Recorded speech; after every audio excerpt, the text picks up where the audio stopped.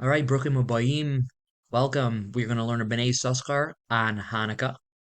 And I want to thank Rabbi Coleman Warch for having shown me this beautiful piece. And it's going to teach us more than just about Hanukkah. It's also going to teach us a lot of interesting hashkafos.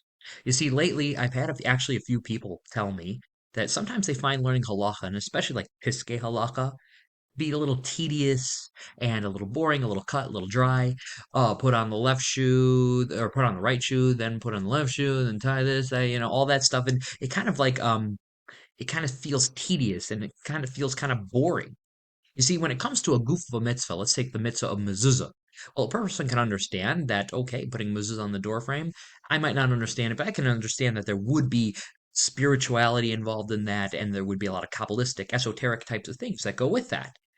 We know that the mezuzah on the doorpost is sometimes compared to the blood that they put on the lintels in Mitzrayim. So people can get behind that there's some sort of spiritual aspect about that, and they want to learn about the actual mitzvah. But when it comes to, let's say, the particular nitty-gritty halachos of mezuzah, maybe they kind of fall asleep. So, for example, how high does the mezuzah have to be? Does it have to be within the top third? Does it have to be within the top half? Or do you have to be able to see the writing on the inside of the mezuzah or not? Or, for example, let's take another one. Does it have to be vertical, horizontal when you hang it up? So those types of things, people kind of start to fall asleep because now you're just getting into kind of seemingly OCD details. Sounds like some sort of checklist, and it seems to be devoid of any spirituality. Let me just learn about the concept of mezuzah and how it's related to Yitzhak Mitzrayim, and I don't bug me down with all the details of how big it has to be, where it has to go. Okay, kind of boring. That's what somebody might say. But chas v'shalom to think such a thing. We should know that within the details of the mitzvahs, the halachos of the mitzvah reveal great character, and they teach us great, profound lessons. We just have to think about it. Just as many lessons and many esoteric types of things can be found in the detail of a mitzvah, like whether a mezuzah is to go vertically or horizontal, as much as it is in the actual just placing up of a mezuzah. So this is something that the Bnei Yissachar is going to teach us, because here's the thing. People have lots of hashkafic questions, not necessarily halachic questions, but hashkafic questions. Like, for example, is it okay for me hashkafically to wear a denim skirt? Or can I daven through a smartphone? Stuff like this that might not necessarily always fall into the realm of halakha, but fall into hashkafa. A lot of them, where do we get the answers from them? So it doesn't say explicitly in the Torah anything about those things. So what we do is we look at halakha and we try to discern character from it. That's what the Bnei Yissachar is going to teach us. So let's go. So the Bnei Yissachar quotes a Gemara in Masechta Shabbos that talks about halakas neris. It says that, are we allowed to, in a question, madlikin miner liner? So let's say it's the second night of Hanukkah, and you lit your first candle, and then whatever the thing you used to lit with, I don't know, just got blown in the wind. Let's say the little the little your shamash candle just got blown by the wind and it was taken, and you have no more shamash candle. So now you're left with the candle that you lit for the mitzvah. Can you take the candle that you used to light for the mitzvah and light the second candle because it's the second night of Hanukkah? That's the question of the Gemara. So there's a few different halachic considerations. One consideration is um, is that considered degrading to the first candle, which is a mitzvah candle, to light another candle? To which obviously the Gemara answers no, because it's still somewhat of a mitzvah. Okay, but there might be another possible problem, which might be that you are taking away from the fire of the first candle to light the second candle. To which the Gemara ends up concluding that, and the Shulchan Aruch ends up concluding this way too, that that's also not an issue. You do not diminish the power of the first candle while lighting the second candle. Now, what we actually do, halacha lemaisa, okay, you can look at the Ramah and you can look at the Shulchan Aruch on those types of things, and it will give you a little bit more details. But that's the main principle. Now, somebody might hear this and they might say, oh, okay, well, that's just like kind of like a little bit of a boring halacha that you would see kind of like you would think in maybe like a Kitzur Shulchan Aruch. Oh, if I light one candle, I can use the candle I lit to light another candle if I have to. And then you would just move on, and that's it, and there's nothing else to think about. However, the Bnei Yissachar says that this halacha, seemingly innocuous halacha, teaches us a big yisoid. It teaches us tremendous hashkafos. So here's the thing. We have different types of knowledge in the world. We know that there's hakmos of music and art and all these types of things, these secular knowledges. So, what is the difference between the secular knowledges and Torah? So, one of the ideas has to do with esteem. So, you can think of whatever example you want to think of, but many times when it comes to a secular knowledge, you have somebody who comes up with a great idea, kind of like a maverick, so to speak. And then what happens is that somebody comes along later and takes that person's idea and takes it even further. And then the first person loses all esteem that they had. That's why, like, for example, Official Schachter, he says that if you go to, and this relates a lot to me because I've seen this with my own eye, you go to a secular library, like in a college, the people are very, very quiet. They don't want you talking because they don't want you distracting them. But they themselves, they don't talk out loud and say what they're learning. Why? Because they're afraid that you might overhear what they're learning, and then you might take their idea and then use it for yourself and improve it. And now I can't monetize my idea. So your success is to my detriment. That's how it's seen in maybe like in the sciencey world. Everybody's trying to keep everything under wraps and patent and stuff like that. Now, when it comes to Torah, it's mamash l'chefuk. You go into a base medrash and the people are screaming. They're saying what they're thinking out loud. Meaning, it's almost as if I don't care. You hear what I'm saying. I don't care if you hear my chiddush. Why? What's the difference? Because when you go to the base medrash, the people are there doing it there not for l'kavod yourself. You're doing it l'kavod shamayim, kavod Hashem.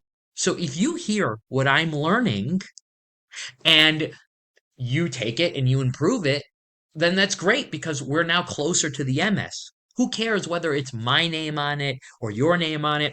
Please take my ideas and make them as great as possible because we just want to get closer to the MS. It's not about me. It's kavod shamayim. But when it comes to the secular library, there it's like, oh, I want to be able to sell my idea for a lot of money. I'm going to keep it quiet. So here's the thing. This goes back to what we were talking about when it comes to Hilchos Hanukkah. So we know that candles represent, in candles and light, near mitzvah v'torah or, the pasuk says, that candles and fire, they represent Torah.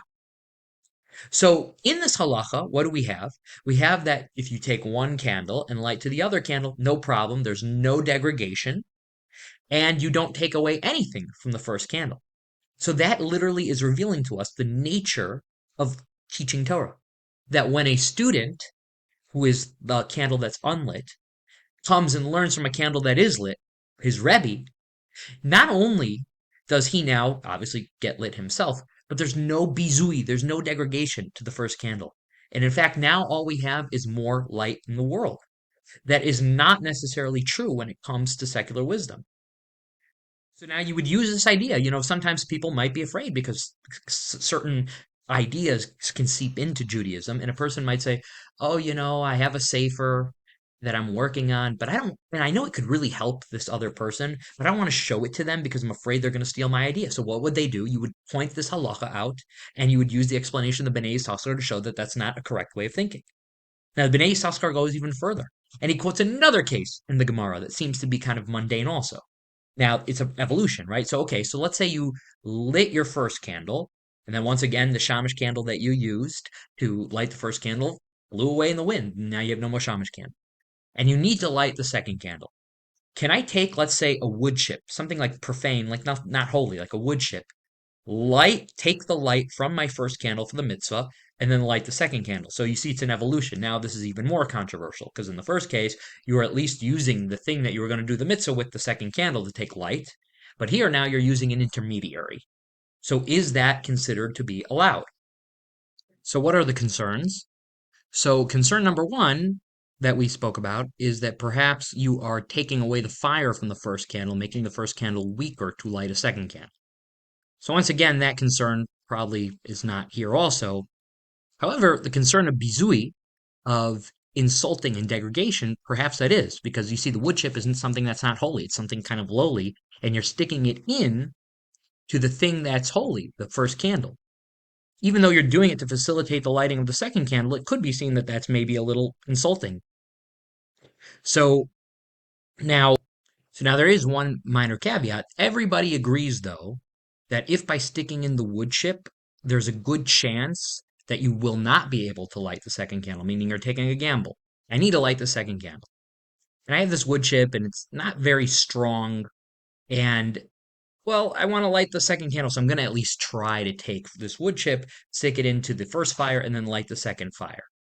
If there's a gamble that might not work, then you are not allowed to even attempt this. It has to be that most likely it will work through using the wood chip to facilitate lighting the second candle that we even have a question. But if there's a chance that it won't work, then everybody agrees you're not even allowed to attempt. So halacha l'maisa, we do paskin that you are, I believe, allowed to use the wood chip to facilitate lighting the second candle. Now, whether we actually do such a thing or not, you can look in the Shulchan Aruch, but that's the main klal behind it. But that's only true if you know that, for example, it's not going to go out and that you'll be successful by doing such a thing. So again, we have another seemingly mundane halacha, which is that if you need something to act as an intermediary to light your second candle, you may use like a wood chip in a pressing situation. And then you would just move on. And it's just like another checklist type halacha. But the Bnei Yissachar says that based on what we said earlier, we can learn a beautiful yisod, which is how do we incorporate secular wisdom in teaching Torah? You see, the wood chip, something that's like profane on its own, that it's kind of lowly, represents secular wisdom. And the candles, we say, represents Torah. Now, the debate is that we're saying that perhaps one could use the lowly wood chip to help facilitate the learning of Torah. However, that's only true if you know that that's going to work, meaning that there's no doubt that in your mind that you will be able to accomplish your goal with it. So what does this mean? It teaches us a beautiful hashkafa when it comes to Rebbeim. You see, especially in today's world, we try to always connect to the Talmidim.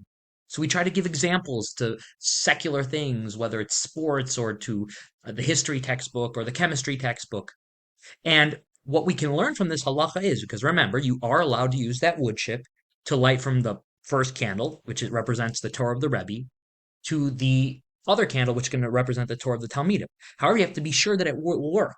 So that means if you use one of your secular examples, like, for example, when I teach, sometimes I might be like, well, it's just kind of like the Cubs or the White Sox.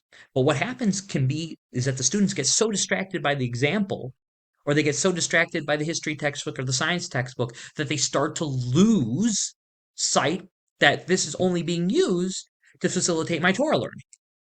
So if there's a chance that your students will get so distracted by the secular learning or through the example that you're given that you might not accomplish your goal of lighting their fire in Torah, then you can't do that. So this is what this halacha is teaching us. This halacha is also teaching us not just like a checklist halacha and Hilchos Hanukkah. It's also teaching us Orchos Chaim, how to live your life, how to teach Talmidim. You have to be very careful and be responsible, meaning you can only use the wood chip if you know that that second candle will get lit through facilitation. But if there's a chance that just a chance that it will not work, then you've not only like not accomplished anything, but you've also insulted the first candle. Meaning it could be that if the Rebbe uses such an example and the Talmidim don't like it doesn't help them and it just distracts them, not only it's bad for the Talmidim, it's also bad for the Rebbe. Like the kavod of the Rebbe comes down. We learn a very beautiful thing because Hanukkah, we know that the Greeks were very into secular knowledge.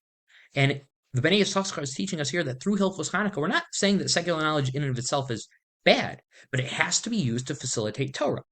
Meaning, for example, the Rabbeinu Bechaya says that the menorah in the Beis Hamikdash, because there's the menorah we use for Hanukkah, by the way, is not necessarily 100% like in terms of the physical aspect of it. It has the 8 branches, right? But the menorah in the Beis Hamikdash only had 7 branches, okay? And the menorah in the Beis Hamikdash had 3, 3, and then 1 in the middle, right? So the 3 and 3, the Rabbeinu Bechaya says, represent types of secular chachmas. There are 6 acknowledged secular chachmas like music, refuah, math. So each one of those chachmos is represented by 6 branches, and then you have 1 branch in the middle in the Beis Hamikdash, which is the branch that represents Torah. It's the one that's above them all. It's the one that's always lit, the Ner Tamid. And all the other 6 branches face towards that middle one. That is how we're supposed to use secular knowledge, meaning it is there. It's there, meaning it's in the menorah. The secular knowledges, the other 3 on 3 sides, are there on the menorah, but they are facing the one that's of the Torah, the one that's always lit. So we see that we have a very big responsibility when it comes to the way we use second knowledge in a very big way to think about it. Now, what you should take away here is a halacha is not cut and dry. What you're supposed to do when you learn a halacha is try to think is, okay, so first I got the halachic aspect of it, I now know what to do. But is there a bigger picture meaning here? What am I supposed to take away in my life from this halacha? See, this is how Rabbanan answer questions all the time through halacha.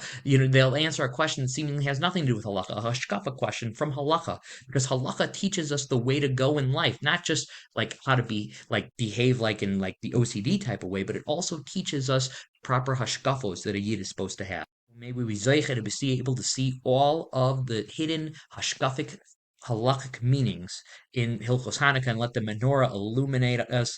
Hag Sameach, Freilich and Purim, Freilich and Hanukkah, sorry.